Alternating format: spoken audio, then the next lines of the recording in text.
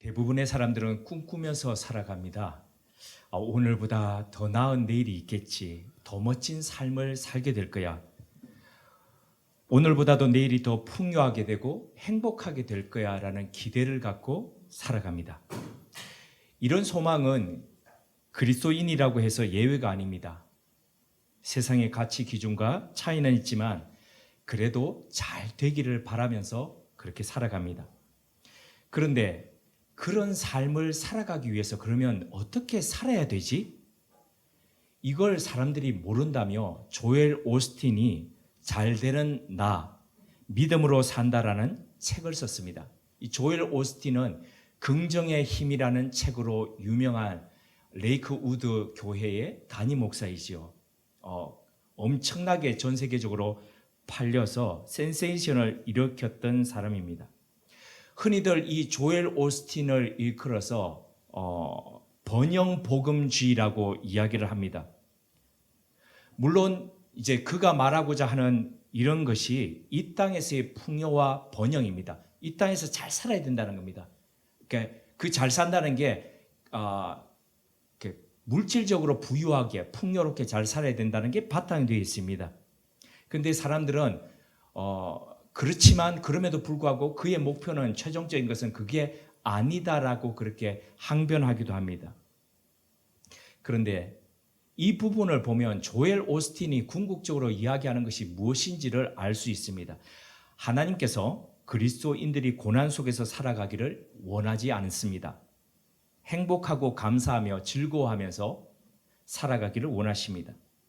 우리가 하나님께서 주신 소명을 발견하고 그 소명을 감당하는 그 과정 가운데 주시는 하나님의 기쁨을 누리길 원하십니다. 들어보면 일명 타당합니다. 은혜도 됩니다. 그런데 이런 그의 말은 삶을 너무 단순화시켰습니다. 삶이라는 게 삶에 주어지는 이 고난이 마치 하나님과 무관하게 일어나고 하나님의 뜻은 우리가 고난받지 않고 고난이 전혀 없는 상태에서 그냥 그렇게 살아가는 그런 삶처럼 생각합니다. 그래서 고난은 마치 벌이나 재앙처럼 그냥 이렇게 인식토록 만듭니다. 이것을 단순하게 표현하면 매일 맑은 날만 있기를 원하는 거죠. 매일 맑은 날만 있고 비가 오지 않으면 어떻게 되냐면 사막화가 되거든요. 그러니까 인생이 사막이 된다는 거죠. 총 7개의 성공 비법을 나열한 그의 책의 목차를 보면은 이게 더 잘 드러납니다. 첫 번째 키입니다. 잘 되는 마음, 나는 잘 될 것이다. 두 번째 키, 잘 되는 생각, 나는 긍정적인 사람이다. 세 번째 키, 잘 되는 습관, 나는 좋은 습관을 가진 사람이다.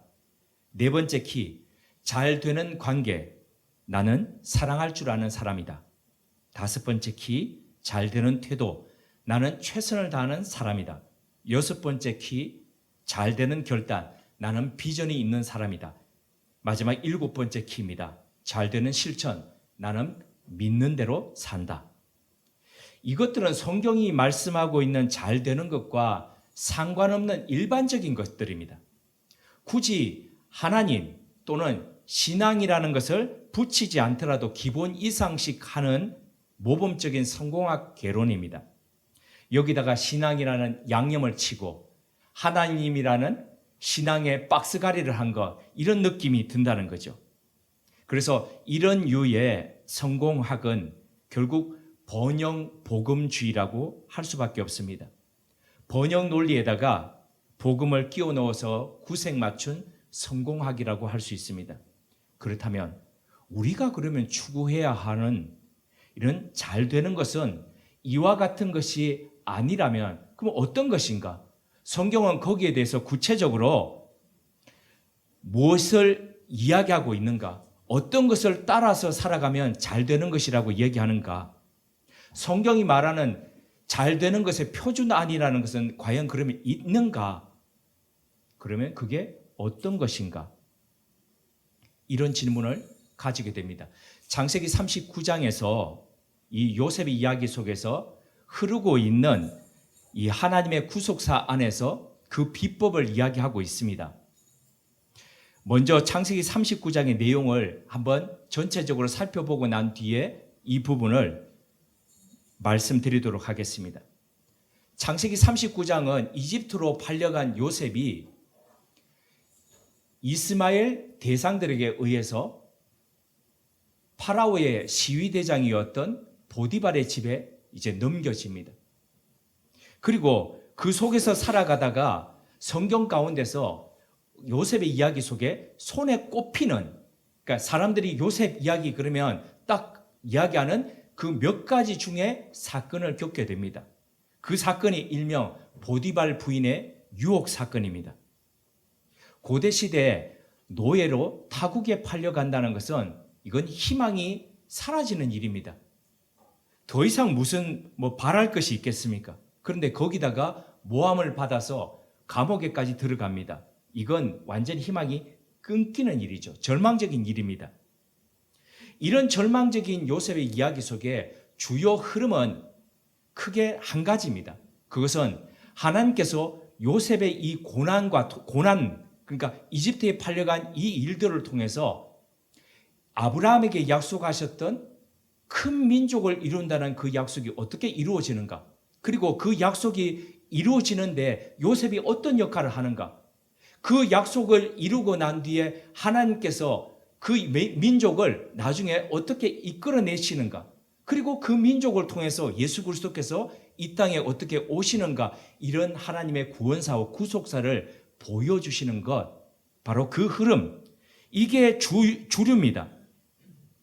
그런데 그 속에서 보면 지류들이 있습니다. 우리 한강이라는 이 본류가 흐르고 있으면서 한강을 구성하고 있는 지류들이 있죠. 근데 그 지류들의 대표적인 것 중에 하나가 바로 오늘 어떻게 하면 이 믿는 사람들이 잘 되는가, 어떻게 하면 잘 사는가 하는 그것을 보여주는 것이 여기에 있습니다. 그 비법 노트의 첫 번째가 바로 사람의 끝이 하나님의 시작이라는 것입니다.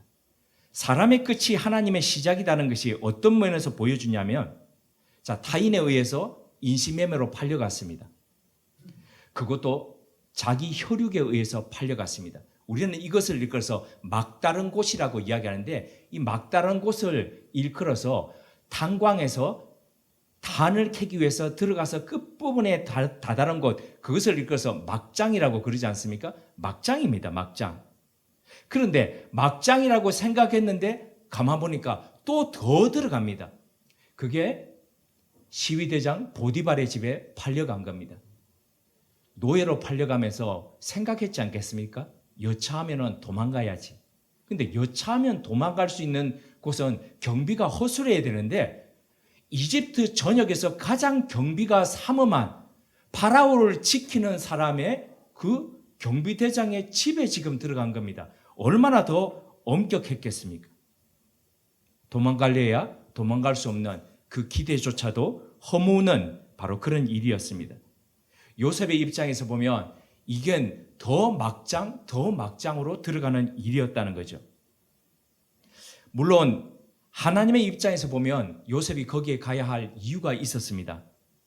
그럼에도 불구하고 사람의 시각에서 보면 그게 보일 리가 없죠. 만약에 하나님께서, 우리는 지금 성경을 다 보고 있으니까 하나님께서 이렇게 해서 이렇게 만나게 하고 또 이 사람들을 꿈을 해석함으로써 그래서 파라오의 그 꿈까지 해석해주고 총리가 되는 이런 과정으로 가는구나, 우리는 그렇게 성경을 보면 압니다. 그런데 그 당시를 살아가는 요셉의 입장에서는 그게 보이겠습니까? 보이지 않습니다. 그러니까 힘들지요. 절망할 수밖에 없습니다. 이럴 때 믿음의 사람들이 이런 어려움들을 이겨나가면서 결국에 잘 될 수밖에 없는, 잘 되는 것, 바로 그것이 내가 끝이구나라고 생각되었을 때에, 막다른 곳에 다다랐구나 느껴질 때에 그럼 하나님이 일하시겠구나라고 시각을 그렇게 열고 그 하나님을 기대하는 것, 하나님을 기다리는 것, 그게 바로 잘 되는 것의 첫 번째 비법이라는 거죠. 요셉 이후에 400년 뒤에 요셉의 후손들이 무려 200만 명이나 되는 사람들이 이집트를 벗어나서 출애굽합니다. 그것을 일컬어서 엑소도스라 그러죠. 엑소도스라는 게 엑스호도스의 줄임말입니다. 엑스라는 것은 이 그리스어에서 바깥으로 오지 않습니까? 호도스라는 게 길입니다. 그러니까 그 당시의 사람들은 세상의 길은 그러니까 그 뒷부분에 이제 모든 세상의 길은 로마로 통한다라는 말이 나중에 뒤에 나오는데 요셉이 살아가던 그 당시만 하더라도 세상의 모든 길은 다 이집트다. 이집트의 그 문명 속에서 다 통한다라고 그렇게 생각했다는 거죠. 그런데도 하나님께서는 그 길이 아니다라고 하시면서 엑스호도스, 그래서 엑스도스하라고 사람들을 일컬어냅니다. 200만 명이 그렇게 해서 이집트를 벗어나서 가면서 200만 명 중에 단 한 명도 우리가 홍해 앞에 서게 되겠구나 생각한 사람이 없습니다. 아무도 그렇게 기대하거나 아무도 그렇게 계획하지 않았습니다. 그런데 가서 보니까 홍해에 넘실거리는 파도가 그렇게 앞에 있습니다. 뒤를 돌아보니까 이집트 전차 군대가 그렇게 추격해오고 있습니다. 가도 오도 못하는 그 속에서 사람들은 이제 끝이다라고 절망했지 않겠습니까? 이제 끝이다고. 그래서 사람들은 모세를 향해서 원망한 거죠. 여기까지 우리를 데리고 와서 여기서 우리를 죽이려고 네가 데리고 왔냐고 그렇게 했지 않습니까? 모두가 다 이렇게 절망할 때에 하나님은 누구도 가보지 않았던 새로운 길을 준비하셨습니다. 사람들을 바다로 이끄셨죠. 사람들 눈에 보이지 않습니다. 바다 속에 있는 그게 보이겠습니까? 그러나 하나님은 보고 계셨습니다. 그 바다 속에 길이 있다는 것을. 하나님은 그 길을 여신다는 것을. 믿음은 조엘 오스틴의 말처럼 무한 경쟁에서 그렇게 비롯되는 게 아닙니다. 이 사람들은 이야기하는 거 보면 긍정의 힘이라 그러지 않습니까? 긍정적으로 생각하라는 겁니다. 그러면 열린다는 겁니다. 성경에서 말하는 것은 절대 그거 아닙니다. 그것은 인간의 절망 앞에서 하나님을 향해서 내미는 무력한 손입니다. 아무 힘없이 그냥 하나님 앞에 그냥 힘없어서 내미는 그 손이라는 거죠. 보이지 않는 바다 속에 있는 그 길을 따라서 앞으로 나가는 것입니다. 그렇기에 이 믿음이라는 것은 모든 사람들이 다 갖고 싶어하는 진리의 마술램프가 아니라 오히려 보잘것없는 인간이 마지막으로 손 내밀어서 잡는 지푸라기 같은 것이라고 할 수 있습니다. 그 지푸라기 속에 하나님께서 새 역사를 일으키신다는 거죠. 혹시나 막힌 길 위에 서 계십니까? 내가 단 한 번도 계획하지 않았는데 이런 벽 앞에서 혹시 마주해 계십니까? 앞에는 홍해, 뒤에는 이집트 군대가 따라오는 그런 속에서 속수무책이십니까? 그 옛날 우리의 선배 요셉도 그러했습니다. 출애굽했던 히브리 사람들도 그러했습니다. 그렇다면 지금이야말로 우리 눈을 바다 속으로 내밀 때입니다. 우리의 눈을 바다 속으로 향할 때입니다. 하나님, 불어오는 이 동풍 가운데서 하나님께서 새롭게 일으키시고 새롭게 여실 그 길을 기대하는 것입니다. 이것이 바로 첫 번째 비책입니다. 요셉의 성공 이야기를 이야기할 때에 최선을 다해서 주어진 일을 성실히 했다라고 그렇게 사람들은 말합니다. 그렇죠? 날마다 몸이 부서지라 노예가 일하지요. 시키는 일 하고 또 시키는 일 하고 그렇게 하지요. 내가 쉬고 싶다 그래서 쉴 수 있는 게 노예의 삶이 아니지 않습니까?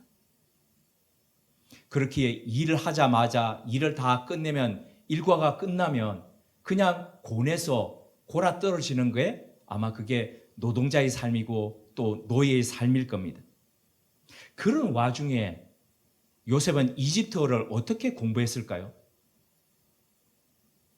나중에 소통에 전혀 문제가 없었기 때문에 그 종들을 다 다스리는 가정 총무를 시켰지 않겠습니까? 자, 요셉이 이렇게 단기간에 언어를 학습했다는 것은 누가 그러면은 너 지금 언어를 배워야 되니까 내가 학원 끊어줄게. 그러면서 학원 보냈겠습니까? 어학연수 하라고 했겠습니까?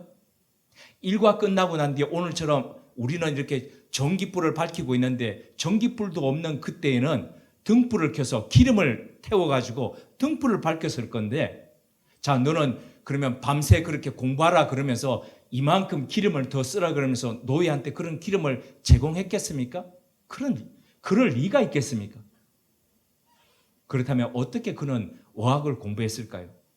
우리 옛 조상들은 형설지공이라고 이야기하죠. 눈에 달빛에 비친 눈에 반사된 그 빛을 가지고 또 반딧불이를 잡아와가지고 이렇게 밝혀서 그렇게 공부했다 그러는데, 아마도 달빛 아래에서 별빛 아래에서 그렇게 공부했지 않겠습니까? 자, 이렇게 한자 한자 익혀가면서 그는 성실을 다해서 어학을 공부했고, 그래서 그 결과 그런 성실과 성실이 모여져서 주인이 믿고 신뢰하고 맡길 수 있는 그런 사람이 되었다. 우리 그렇게 생각할 수 있습니다. 근데 이건 기본이죠. 요셉이 정말 잘 되었던 비법은 따로 있죠. 그것은 바로 두 번째 비법인 동시에 가장 중요한 비법입니다. 창세기 39장에 반복되는 단어 가운데 있는데요. 그게 바로 형통함입니다. 창세기 39장 2절에서 3절에 보시면 여호와께서 요셉과 함께 하심으로 그가 형통한 자가 되어 그의 주인 애굽 사람의 집에 있으니 그의 주인이 여호와께서 그와 함께 하심을 보며 또 여호와께서 그의 범사에 형통하게 하심을 보았더라라고 이렇게 증거하죠. 심지어 요셉이 감옥에 들어갔을 때에도 똑같은 말이 반복됩니다. 창세기 39장 23절입니다. 간수장은 그의 손에 맡긴 것을 무엇이든지 살펴보지 아니하였으니 이는 여호와께서 요셉과 함께 하심이라. 여호와께서 그를 범사에 형통하게 하셨더라. 형통의 사전적 의미는 모든 것이 뜻대로 잘 되는 것이 바로 형통입니다. 이런 사전적 의미에 비추어 가지고 요셉의 삶을 본다면 결코 형통이라고 할 수 없습니다. 요셉의 입장에서 진짜 형통은 무엇이겠습니까? 아버지 집으로 돌아가는 겁니다. 누명 써가지고 옥에 가는 것, 이것은 결코 형통이 아닙니다. 형통의 뜻이 이러한데도 불구하고 성경은 요셉을 향해서 형통한 자라고 지금 이렇게 이야기하고 있습니다. 그렇다면 창세기 이 38장의 요셉의 이야기에서 말하는 형통이라는 것은 무슨 뜻일까요? 그것은 하나님과의 관계성 속에서 지금 이야기하는 형통입니다. 그러니까 하나님으로부터 나오는 것인데, 그래서 형통은 하나님의 뜻대로 되어가는 것이고, 형통은 하나님과 연결되어 있는 것이 형통이고, 형통은 하나님께 유익되는 것을 일컬어서 형통이라고 그렇게 이야기합니다. 자, 비록 형제들에게 팔려서 지금 타국에 왔습니다. 노예로 살아갑니다. 근데 그 속에서도 지금 요셉은 하나님과 계속 연결되어 있습니다. 그러니까 하나님과 연결되어 있는데, 하나님과 연결되어 있으면 우리는 만사가 다 잘 풀려야 되지 않습니까? 그런데도 누명을 써서 지금 감옥에 갑니다. 요셉의 입장에서 보면 이게 결코 형통일 수가 없습니다. 그런데도 계속 지금 형통하다 이렇게 이야기하는 거죠. 이런 요셉의 이야기 속에서 우리가 간과하지 말아야 될 것은 이겁니다. 자, 누구의 시각으로 볼 때에 그러면 형통이라고 이야기하는가? 요셉은 아니다 그랬죠. 요셉 아니다 그랬는데, 자, 무엇이 이루어졌길래 그러면 형통하다고 이야기하는지 성경을 보시면 요셉이 자기 삶에 대해서 결코 형통하지 않음을 이렇게 고백하는 것이 나옵니다. 창세기 40장 14절에서 15절입니다. 우리 같이 한번 찾아서 읽어보시겠습니다. 창세기 40장 14절에서 15절입니다. 당신이 잘 되시거든 나를 생각하고 내게 은혜를 베풀어서 내 사정을 바로에게 아뢰어 이 집에서 나를 건져주소서. 나는 히브리 땅에서 끌려온 자요 여기서도 옥에 갇힐 일은 행하지 아니하였나이다. 요셉은 하나도 억울해하지 않고 처음부터 끝까지 감사하면서 그렇게 살지 않았습니다. 만약 그렇게 살았다면 지금 여기 같이 옥에 갇혀있는 이 사람들한테 지금 이런 부탁 안 하죠. 당신들 나가게 되면 나가게 된다. 당신 나가게 된다. 근데 나가게 되면 나를 좀 여기서 꺼내달라. 지금 그 얘기 하지 않습니까? 형통한 삶인 줄 그렇게 자기가 알았다면 그러지 않았다는 거죠. 매일마다 그는 자다가도 분해서 벌떡 일어나고 몸소리 치면서 그렇게 떨었지 않겠습니까? 그러니까 지금 억울함을 이렇게 토로하고 있는 거죠. 그렇다면 다시 되돌아가서 성경은 도대체 뭘 보고 요셉을 형통한 사람이라고 말하는 것일까요? 여기에 대한 답을 시편 105편 17절에서 19절이 이렇게 들려줍니다. 시편 105편 19절에서 19절입니다. 시편 105편 19절에서 19절입니다. 제가 읽어드리겠습니다. 그가 한 사람을 앞서 보내셨으며 요셉이 종으로 팔렸도다. 그의 발은 착고를 차고 그의 몸은 쇠사슬에 매였으니 곧 여호와의 말씀이 응할 때까지라. 그의 말씀이 그를 단련하였도다. 여호와의 말씀이 응한다는 것은 요셉을 통해서 하나님의 말씀이 이루어진다는 것이거든요. 요셉이 종으로 팔려가고 몸이 쇠사슬에 매여가지고 지금 이런 신세가 되어가지고 있습니다. 그런데 성경은 바로 지금 이렇게 얘기하는 겁니다. 지금 여호와의 말씀이 이루어지고 있다. 아니 지금 팔려가고 있고 지금 쇠사슬에 묶여가지고 지금 감옥에 있는데 이게 여호와의 말씀이 이루어지고 있다는 겁니다.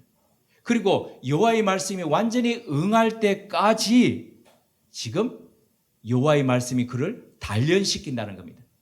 단련한다는 것은 근육 만들고 있다는 거거든요. 몸 만들고 있다는 겁니다. 다시 말해 하나님의 말씀이 이루어지기 위해서 지금 한 과정 한 과정을 밟아가면서 레벨업을 지금 시키고 있다는 겁니다. 이것을 일컬어서 지금 성경은 형통이라 그럽니다. 그러니까 형통은 요셉에게 있어 형통은 지금 요셉의 입장에서 볼 때 형통이 아니고 하나님의 입장에서 볼 때 하나님의 시각에서 볼 때 지금 형통이라는 겁니다. 하나님의 관점입니다. 이렇게 요셉의 삶에서 하나님의 말씀이 이루어지면서 요셉이 레벨업 되어 가다 보니까 주변에서 변화가 일어납니다. 그것은 그런 요셉을 통해서 주위 사람들이 복을 받고 있다는 겁니다. 창세기 39장 5절을 보니 하나님께서 보디발의 집에 복을 내리십니다. 요셉으로 인함입니다. 이거 어디서 많이 본 것 같지 않습니까? 어디서 많이 이런 표현 보신 것 같죠? 하나님이 아브라함에게 하셨던 약속의 오마주입니다. 창세기 12장 3절입니다. 너를 축복하는 자에게는 내가 복을 내리고 너를 저주하는 자에게는 내가 저주하리니 땅의 모든 족속이 너로 말미암아 복을 얻을 것이다. 자, 보디발이 이렇게 하나님이 그와 함께 하신 것을 보니까 그를 더 아끼고 그에게 일을 맡깁니다. 그에게 모든 책임을 다 하도록 가정 총무를 삼습니다. 그러니까 더 복을 요셉을 귀하게 여기니까 그렇게 받습니다. 감옥에 가서 간수장이 요셉을 귀하게 보니까 거기서 또 복을 받습니다. 형통입니다.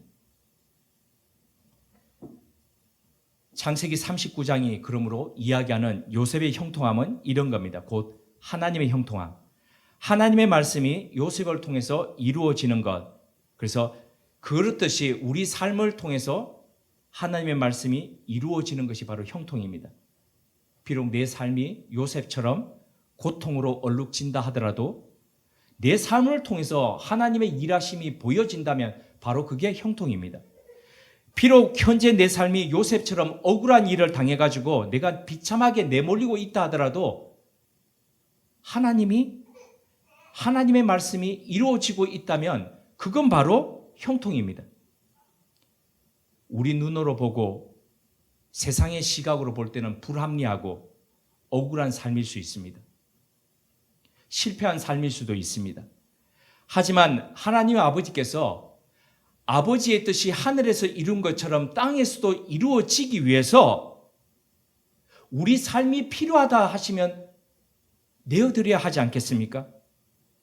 비록 그 뜻을 이루기 위해서 우리가 한때 치욕받고 모욕받는다 할지라도 그 길을 가야 한다면은 우리는 하나님과 더불어서 같이 걸어가야 하지 않겠습니까? 하나님 아버지께서 말씀을 이루시기 위해서 우리의 부끄러움과 넘어짐과 억울함이 필요하시다면은 우리가 하나님과 함께 해야 하지 않겠습니까?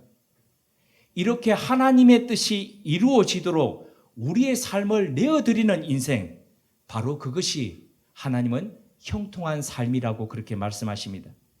이 시간에 요셉의 이런 이야기를 애니메이션으로 만들었던 이집트 왕자 2가 있는데요. 그 이집트 왕자 2의 주제곡이 You know better than I입니다. 나보다 더 잘 아시는, 그래서 번역될 때는 내 길 더 잘 아시니 이렇게 번역이 되었습니다. 그 주제곡에 요셉의 이야기를 편집했던 그 영상, 한 3분여 되는 영상을 우리 같이 보시고 난 뒤에 제가 마지막 기도 드리겠습니다. 이 영상을 보시면서 우리 형통에 대해서 한 번 더 생각해 보시겠습니다.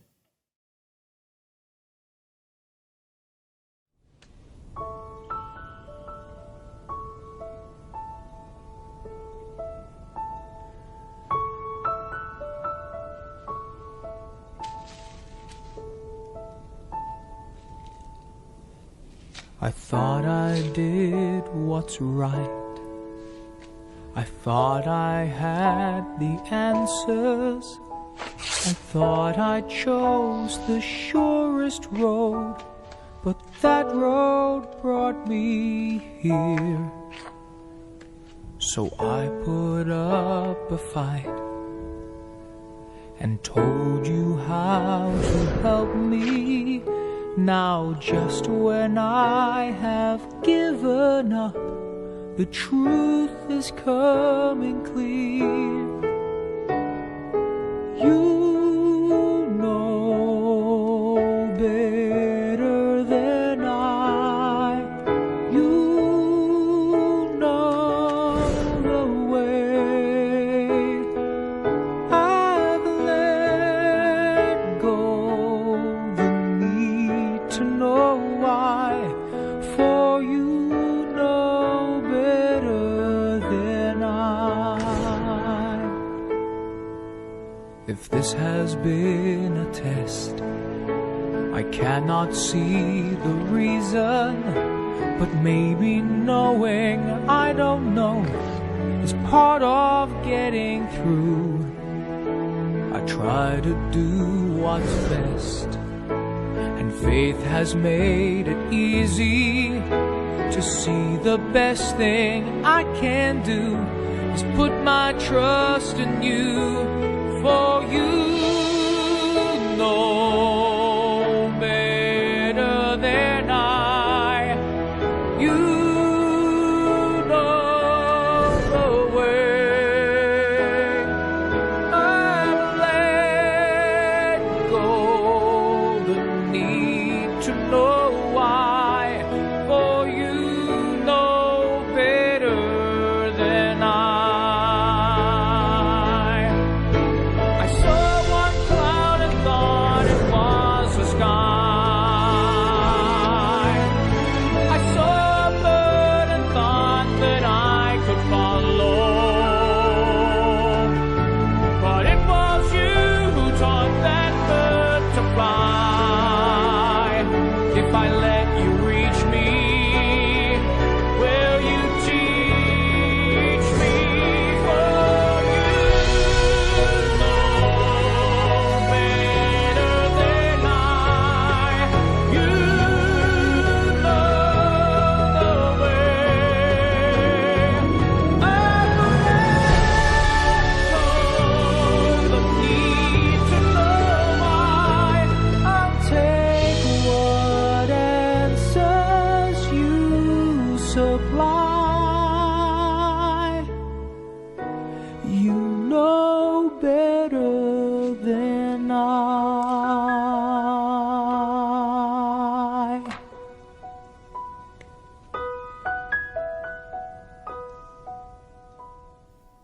하나님은 우리를 사랑하시는 아버지시며 우리를 향한 목적이 있으심을 믿습니다. 또한 그것을 이루시기 위해 오늘도 우리 발걸음을 이끌고 계심을 믿습니다. 그러기에 때로 우리가 생각하지 못한 방향으로 나아가고 우리가 기대했던 것과는 전혀 다른 일이 일어나더라도 주눅들지 않고 실망하지 않고 좌절하지 않고 이 길 가게 이끌어 주옵소서. 때로 고난이 닥쳐오고 억울하게 내몰린다 하더라도 하나님이 우리 인생을 붙들고 계심을 잊지 않게 하옵소서.